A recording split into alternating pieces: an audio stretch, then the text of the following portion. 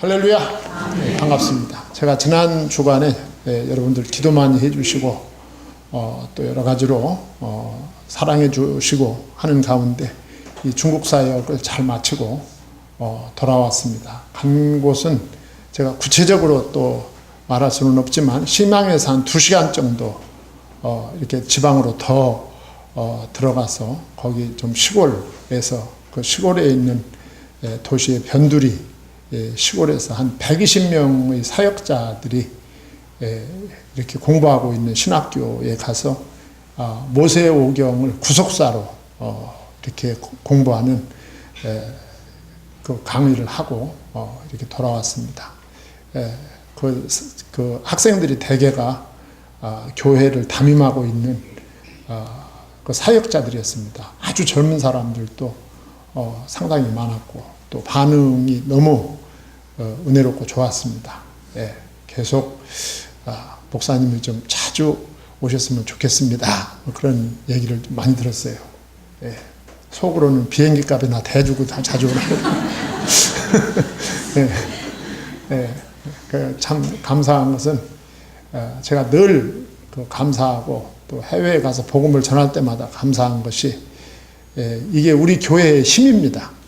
하나님께서 우리 교회 성도님들 기도해 주시고 또 성도 여러분들께서 또 열심히 이렇게 헌금을 해 주시고 그래서 우리 교회가 이 모양 저 모양으로 이렇게 밖에 세계 곳곳에서 선교사를 보내고 또 선교사들을 지원하고 또 제가 가까운 중국은 이렇게 자주 가서 이렇게 사역자들을 일으켜 세우고 하는 일을 하게 된 것 참 너무 감사하게 생각합니다. 앞으로도 계속 기도해 주시고 또 계속 지원해 주셔서 우리 교회가 여러 가지 모양으로 복음을 증거하는 그런 교회로 계속 발전해 갈 수 있도록 기도 많이 해 주시기 바랍니다. 자, 오늘은 이제 사도행전 1장 1절로 5절 말씀을 읽었습니다. 우리가 지난주일날 부활절을 보냈습니다. 예수님께서 죽은 자 가운데서 부활하심으로 죽음을 이기셨다. 그런 메시지를 부활절 메시지로 지난 주간에 여러분들하고 나눴습니다. 그래서 오늘 이제 사도행전 1장 1절로 5절을 말씀을 읽었는데 이 사도행전은 예수님이 십자가에 못 박혀 죽으시고 이 부활하신 그리스도께서 계속적으로 사역하시는 내용이 사도행전 전체 내용이 되겠습니다. 그리고 1절로 5절까지는 이 부활하신 예수님의 이 지상 사역을 한마디로 요약해 놓은 것입니다. 부활하신 예수님이 이렇게 사역하셨다 하는 내용을 딱 아주 압축적으로 요약해 놓은 말씀이 본문이 되겠습니다. 그래서 이 말씀을 중심으로 해서 여러분들하고 말씀을 나누고 은혜를 받도록 하겠습니다. 그래서 오늘 또 이제 말씀을 셋으로 정리를 했습니다. 그 첫째가 뭐냐면 1절과 2절에 보면 자, 예수님의 행하심과 가르침에 대해서 말씀하고 있는데 먼저 그 말을 하기 전에 데오빌로가 맨 앞에 나옵니다. 이 사도행전의 기록자는 누가입니다.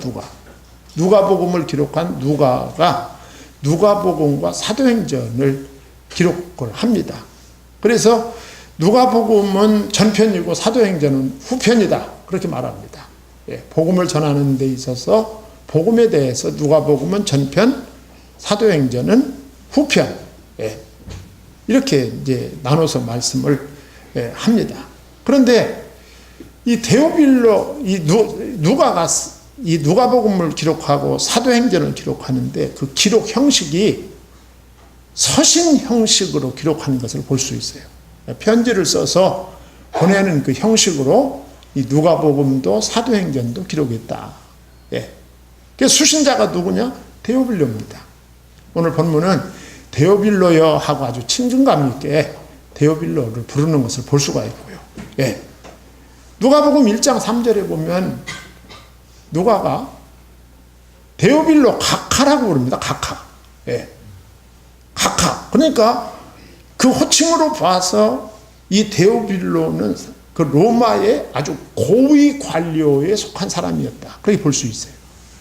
우리가 각하란 말을 아무한테나 붙이지 않잖아요. 예. 집사님 각하 그렇게 부릅니까? 예. 권사님 각하, 장로님 각하, 목사님 각하 그래 안 부르잖아요. 예. 아마 그렇게 부르라고 하면 우리 목사님이 중국 갔다 오더니 좀 이상해졌다. 각하를 아무한테나 붙이는 말이 아닙니다. 예. 그리고 그래 아주 그 로마의 고위 관료로 추정을 할 수가 있고요. 그 다음에는 누가와 편지를 주고받을 정도로 아주 친밀한 관계였음을 볼 수가 있어요. 편지는 아무하거나 왔다 갔다 하는 거 아니지 않습니까? 예. 그리고 이 사람은 로마의 고위 관료였음에도 불구하고 복음에 대해서 아주 관심 있는 사람, 아니면 기독교로 개종한 로마인, 그렇게 볼 수도 있어요. 왜냐하면 이 내용이 누가복음이나 사도행전 내용이 상당히 복음적이잖아요. 그 복음에 관심 있는 사람이거나 기독교로 개종한 사람이었을 것이다. 여러분 기독교인이 아니더라도 복음에 관심 있는 사람들 상당히 있습니다. 여러분들 주위에도 있을 거예요. 교회는 안 나가지만 복음에 대해서 관심 있는 거예요. 도대체 예수가 누구인데 그 2000년 전의 예수를 지금도 사람들이 주일날만 되면 막 구름대와 같이 교회로 몰려가는 거 참 이상하다. 이런 관심 있는 사람들, 예수 이름에 대해서 호기심을 가지고 있는 사람도 우리 주변에 얼마든지 있을 수 있어요. 지금도.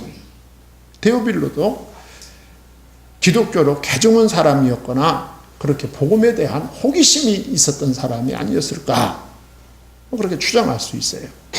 자, 그러면서 그 데오빌로에게 편지 쓰는 형식으로 이제 본격적으로 내용이 들어갑니다.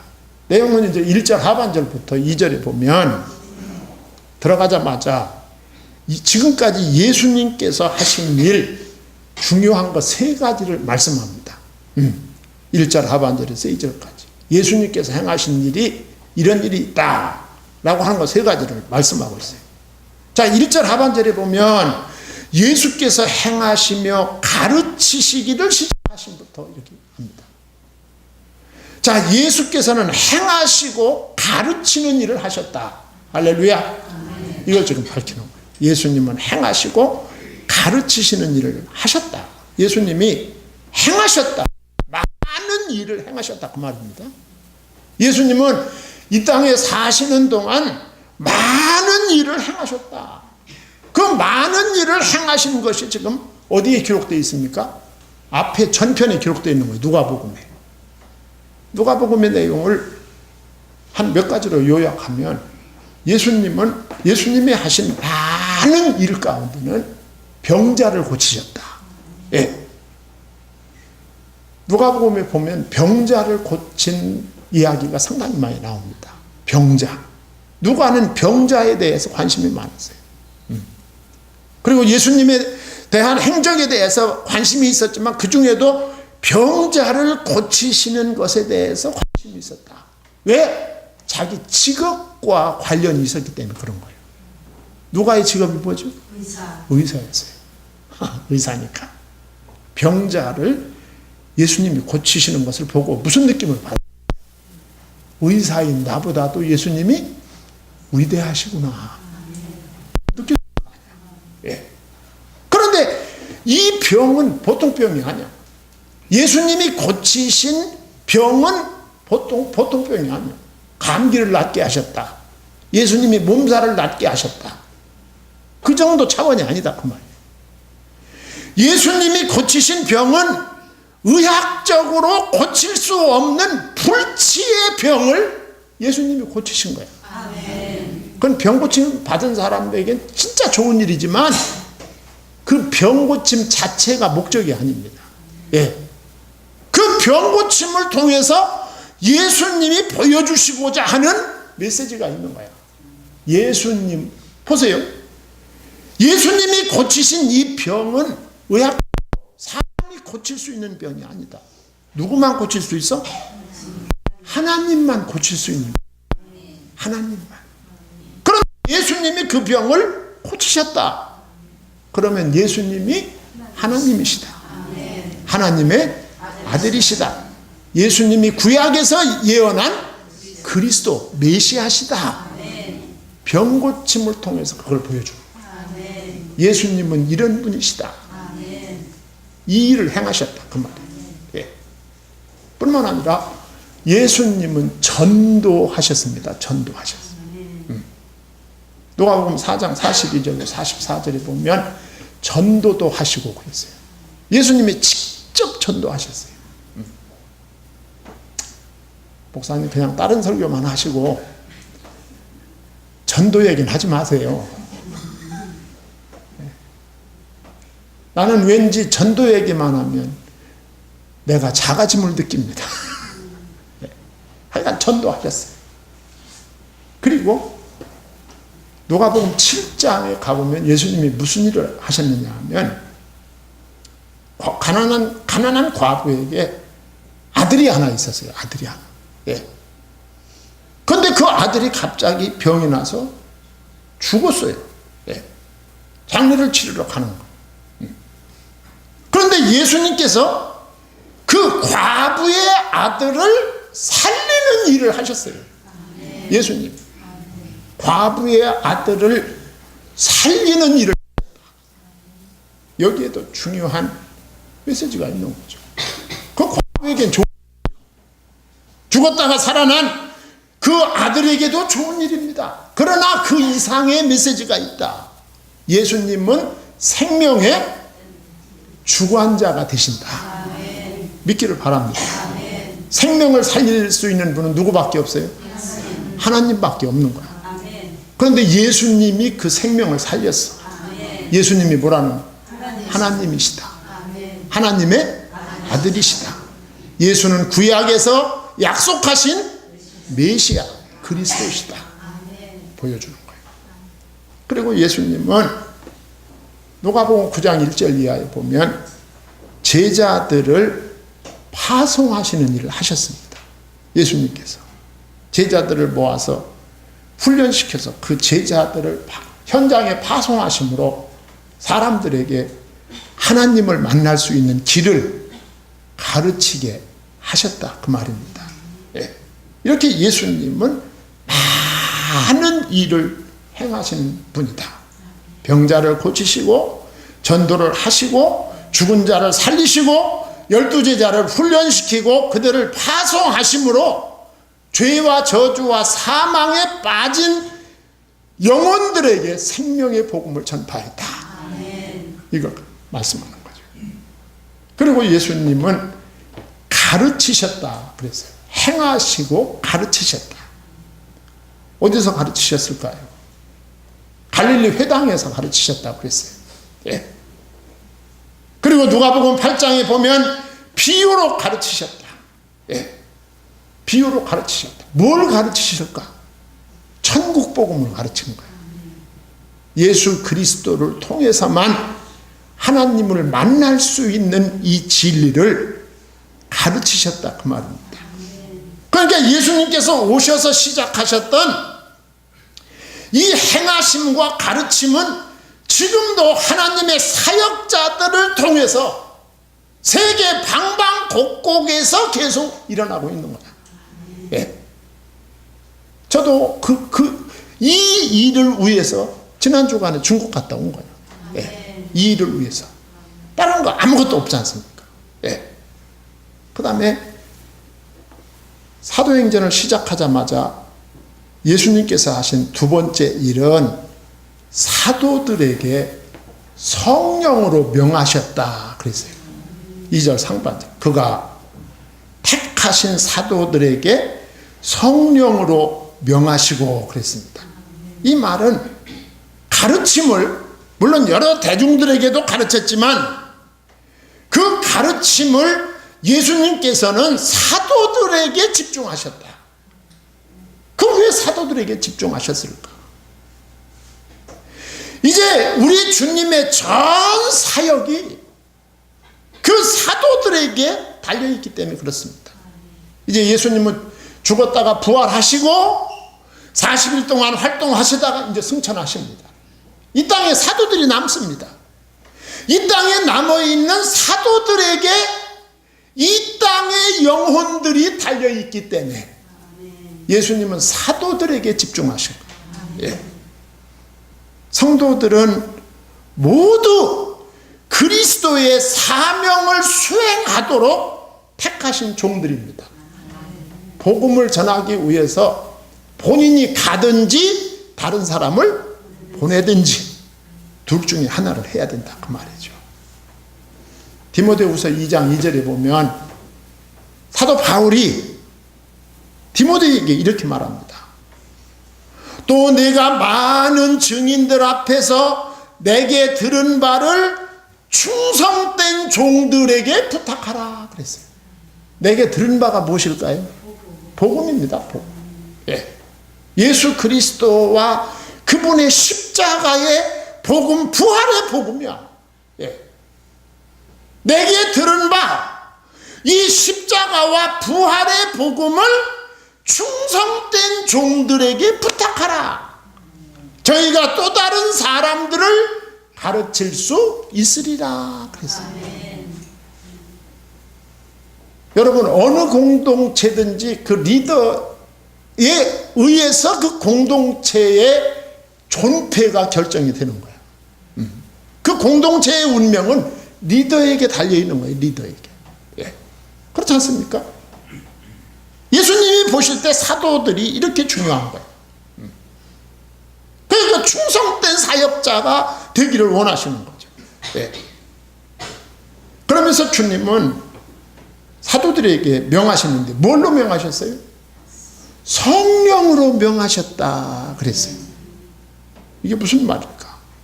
이 말씀은 이제 앞으로 일어날 우리 주님의 모든 사역이 성령으로 말미암을 것을 암시하는 거예요.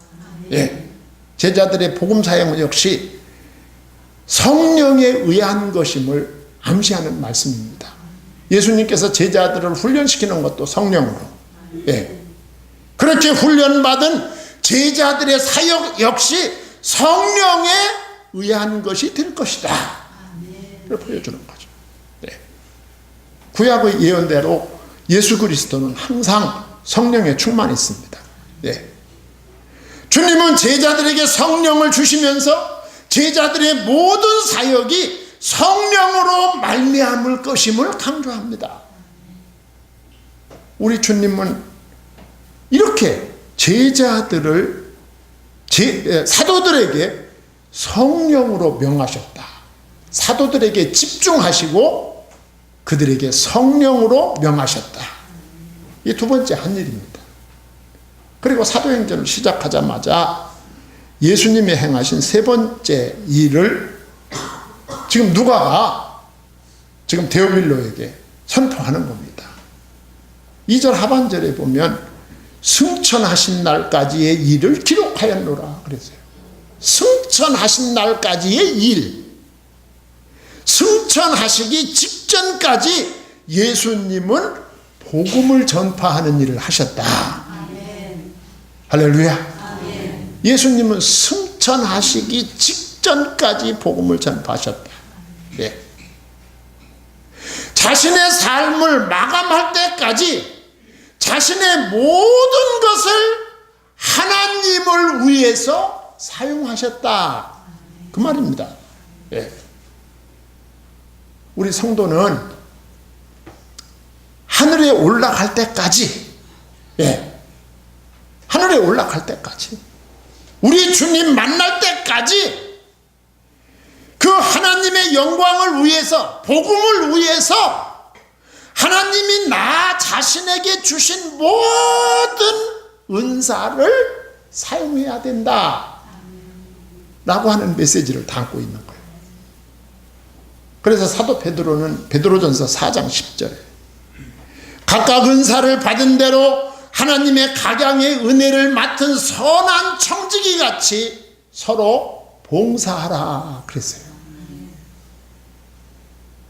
하나님이 주신 선물을 생명의 복음을 위해서 주님 앞에 서기 직전까지 때까지 쓰임받는 복된 그릇들이 되기를 소망합니다. 네. 그 다음에 두 번째입니다. 이제 두 번째. 3절에 보면 예수님의 지상사역의 절정에 대해서 말씀하고 있어요. 예. 여러분, 예수님의 지상사역의 절정이 부활입니다. 부활. 예. 예수님께서 이렇게 3년 반이라고 하는 짧은 세월 동안 활동을 하셨습니다.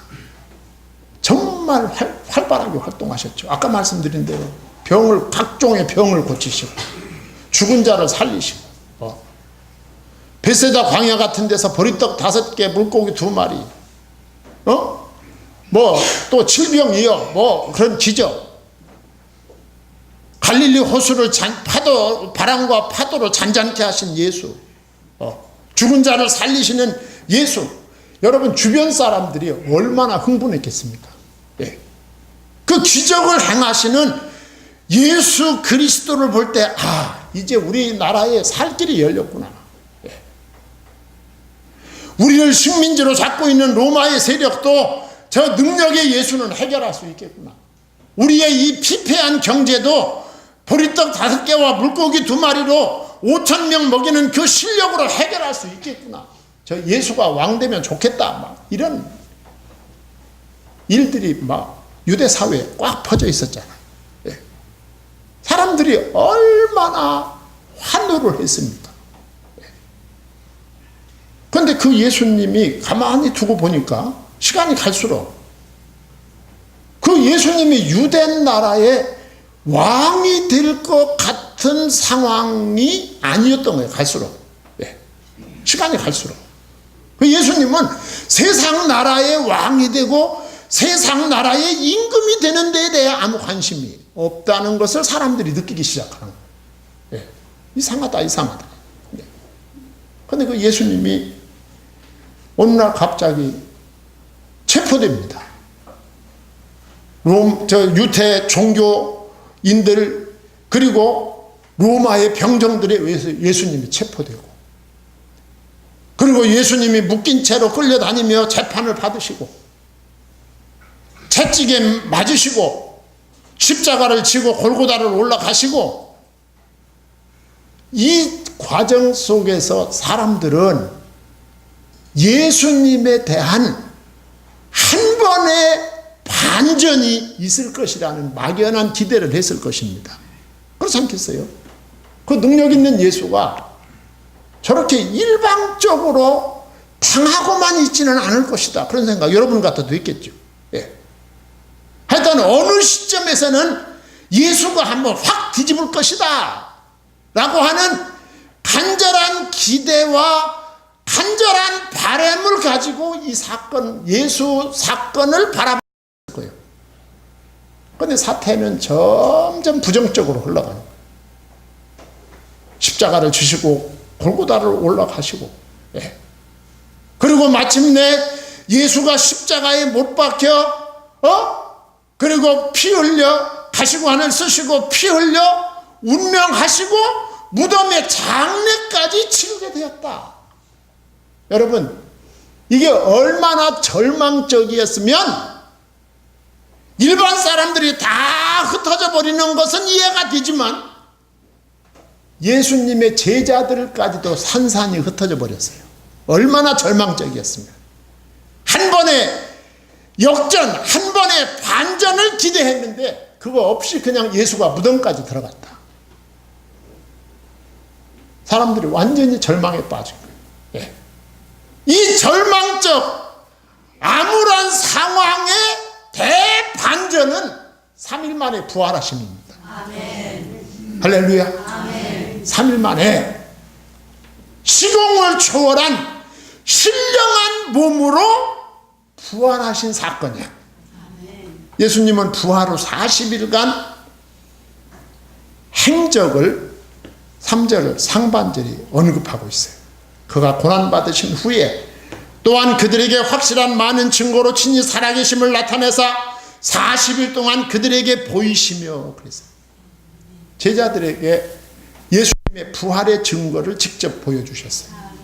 그리고 부활 후 40일 동안 제자들에게 10여 차례 나타나심으로 나는 죽은 자 가운데서 부활했다라고 하는 이 사실을 입증해 주셨습니다. 그리고 40일간 하나님 나라 일에 관해 말씀하셨어요. 3절 하반절을 보면 하나님 나라의 일을 말씀하시니라 그랬어요. 하나님 나라는 기독교 신앙의 목적입니다. 목적. 하나님의 나라. 기독교 신앙의 목적이 하나님의 나라예요. 예. 거기서 하나님과 함께 영원히 사는 거예요. 하나님 나라에 대해서 말씀하시니라. 이 성경적 하나님의 나라는 두 가지 의미가 있어요. 첫째는 현재적 의미가 있어요. 현재적 의미. 그리고 둘째는 궁극적으로는 미래적 의미가 있다. 현재적 하나님의 나라는 내가 예수님을 영접하고 성령이 내주하고 그 성령의 이끌림 받는 삶이 현재적 하나님의 나라를 사는 것입니다. 그리고 하나님의 나라의 미래적인 것은 우리 주님께서 마태복음 25장 26장에 나와 있듯이 미래의 주님 재림으로 성취될 영원하고 완전한 나라를 가리키는 거예요. 현재적 하나님의 나라를 소유한 자가 미래적 완전하고 영원한 하나님의 나라를 소유할 수가 있는 것입니다. 예.